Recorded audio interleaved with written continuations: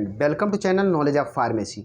इटोफाइलिन and theophylline tablet का आज हम रिव्यू करते हैं। तो स्ट्रेंथ की बात करते हैं तो जो है 100 mg क्योंकि 2 कॉम्बिनेशन ऑफ मेडिसिन है तो इसमें इटोफाइलिन की जो मात्रा है परसेंटेज है 77 mg and theophylline 23 mg। 150 mg में जो इटोफाइलिन की मात्रा है 115 mg और थियोफाइलिन 35 mg।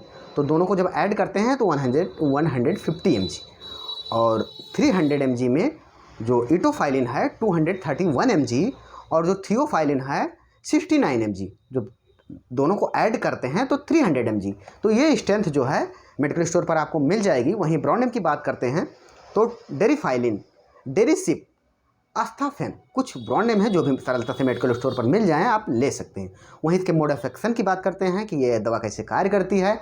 तो etofylline plus theophylline 2 combination of medicine यानी 2 कॉम्बिनेशन ऑफ मेडिसिन है और ये जो है दोनों कॉम्बिनेशन ब्रोंचियोडायलेटर है यानी ब्रोंची को चौड़ा करने का काम करता है। अलग अलग तरह का ब्रोंचियोडायलेटर है। जैसे कि ये हमारी ब्रोंची होती है तो वो जो है ऐसे यहाँ पे नैरो हो गई है यानी ये जो है नैरो हो गई हैं तो इनको चौड़ा करने का कार्य करता है। ये किस कारण से हुई है, चाहे वो इन्फ्लामेशन हो या इन्फ्लामेशन की वजह से हुई हैं या म्यूकस फिल हो। म्यूकस जो है फिल है किसी भी कंडीशन में अगर ये जो है नैरो यानी जो है ये पतली हो गई हैं, यहाँ पर नैरो हो गई हैं तो इनको बढ़िया से ये चौड़ा कर देता है। ऐसे जब चौड़ा कर देगा तो ईजिली जो है या म्यूकस यहाँ पे फिल है तो जब चौड़ा कर देता है तो ईजिली जो है क्या हो जाता है, वायु मार्ग जो है चौड़ा हो जाता है तो बढ़िया से जो है ऑक्सीजन मिलने लगती है। तो ये वर्क करती है relaxing in the muscles into the airway and widen, चौड़ा कर देती है the airways this the make breathing easier, मतलब मांसपेशियों को आराम देकर फेफड़ों के वायु मार्ग को चौड़ा करके काम करती है। इस प्रकार से सांस लेने में जो है आसानी हो जाती है। अब देखते हैं डॉक्टर इसको कहाँ पे प्रयोग में लेते हैं।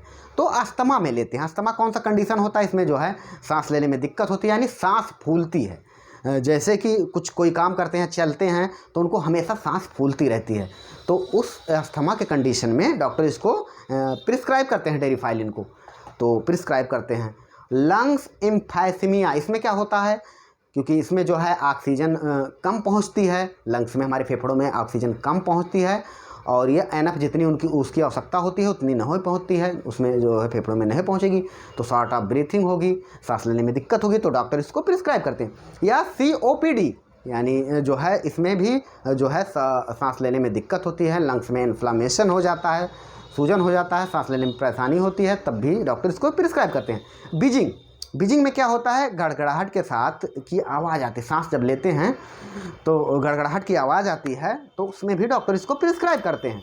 और ब्रोंची स्पाज्म, इसे ये क्या होता है, सांस लेने में दिक्कत होती है और जो है इसमें भी घरघराहट की बीजिंग होती है तो उसमें भी इसको प्रिस्क्राइब करते हैं डॉक्टर। या ब्रोंचाइटिस, इसमें क्या होता है, खांसी होती है, बलगम जम जाता है, बलगम जो है फिल हो जाता है, पूरा म्यूकस भर जाता है ब्रोंची में, तो उसको बाहर निकालने के, बलगम को बाहर निकालने के लिए, इनहेल करने के लिए डॉक्टर इसको जो है प्रिस्क्राइब करते हैं। या शॉर्टनेस ऑफ ब्रीथिंग, जैसे चक्कर आना, जैसे जो है आप जो है ब्रीथ जो सांस लेने की प्रक्रिया है वो छोटी हो जाती है यानी सांस लेने में दिक्कत होती है, ऑक्सीजन का अभाव हो जाता है, तब डॉक्टर इसको प्रिस्क्राइब करते हैं। तो ये इसके उपयोग की बात हुई।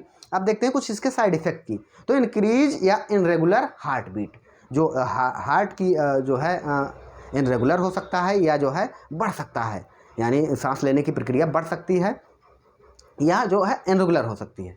तो डिजीनेस, ड्राउजीनेस हो सकता है, पल्पिटेशन हो सकता है, स्टमक यानी पेट जो है अपसेट हो सकता है, नोजिया, वोमिटिंग यानी मितली और उल्टी आ सकती है, और हेडेक यानी सिरदर्द हो सकता है। ये कुछ कंडीशन हो सकते हैं। वहीं कंट्राइंडिकेशन की बात करें तो हार्ट की जिसको डिजीज़ हो यानी हाई ब्लड प्रेशर हो उसको जो है डॉक्टर से कंसल्ट कर लेना चाहिए। किडनी लंग्स की डिजीज़ हो या प्रेगनेंसी या ब्रेस्ट फीडिंग जो महिलाएं हैं वो अपने गायनाकोलॉजिस्ट से जो है एडवाइस ले लें क्योंकि ये डॉक्टर के पर्चे पे मिलने वाली दवा है।